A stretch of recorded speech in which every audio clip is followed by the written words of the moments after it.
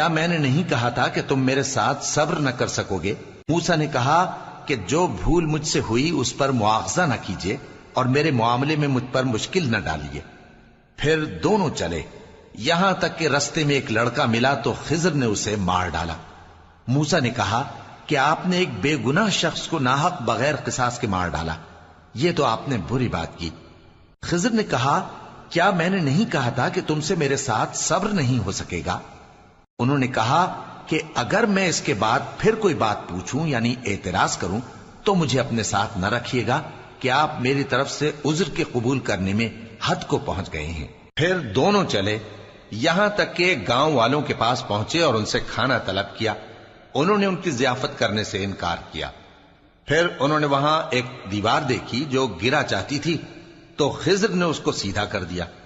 موسیٰ نے کہا کہ اگر آپ چاہتے تو ان سے اس کا معاوضہ لے لیتے